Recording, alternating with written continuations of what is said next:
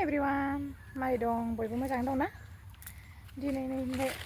मोनसे फिसा ब्लग लानानै फैलायबाय आङो ओरैनो गय हानदों नालाय आद्रा थानाय गयफोरखौहाय ओंखायनो एसे भिडिअ खालामसां साननानै दिनैहाय खालामबाय नै गया फिसाखा नैबे अबेबा फिसा फिसा अबेबा गिदिर गिदिर बोराय बुरिल'नो ओमफ्राय बे हानदों आंहा खनदों मामिया दङ बैयावहायनो दाहानो मामि जाहोलायगोन बेहा हानबायानो माखासे नै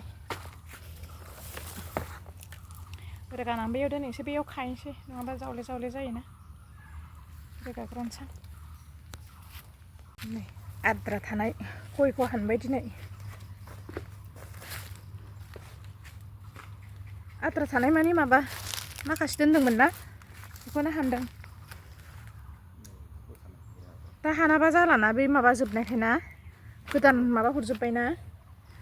ओंखायनो बारा गोबाव दोननाङानो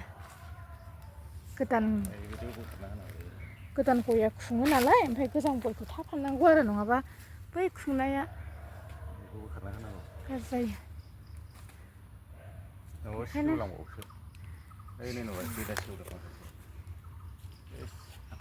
बेखौनो हानदों गोबावसिन दोनैखौनो खामलाया बारा बुरजा गैखाला आगोल हानजोबखाबायना नायलाय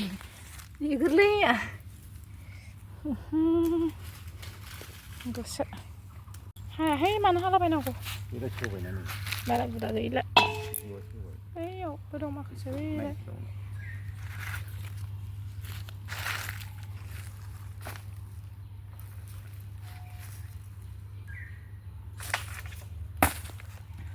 ओमफ्राय नै कक'आयाबो दै गोजौ जाथारबाय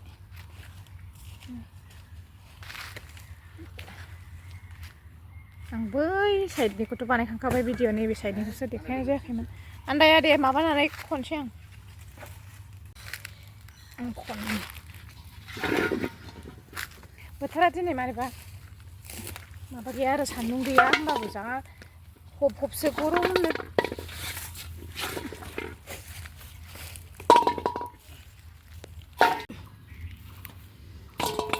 फिसाथार अबेबा गिदिर गयानो नैलाय कक'आया अखाबो गैया ओमफ्राय सान्दुंबो गैया मारैबा हबसो दिनानो दिनै आयौ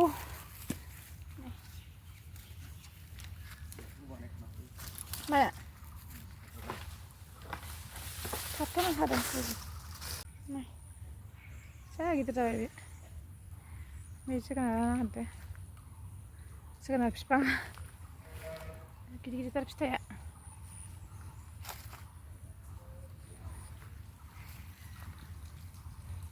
जोबसै बारा बुरजा गैला खनखांसै माखासे बै बस्थायाव सोखाबाय बारा बुरजा गैखाया आगोल हानखांजोबखांबाय गोमोनखौबो हाननानै दानखावखांबाय ओइ जि माबा दंहाय ओइ मा सावदों ओमफ्राय बे थांबाय दं दे एवना साबबाय थांबाय दं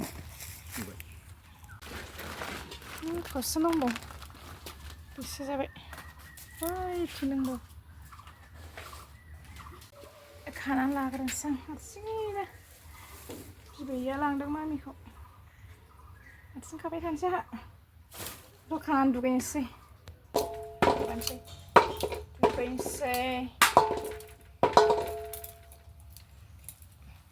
बारा बुरजा गैखाला गैनायालाय फांनै दंबावो आरोना गोजौखाय मोनहास'वासै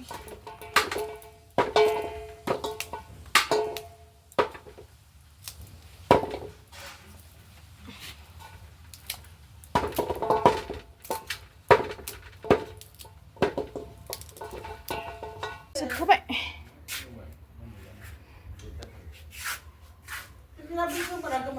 हानि खारो बोरमा जानांगौ नालाय ओरैबायदि साइज खानाय बेयो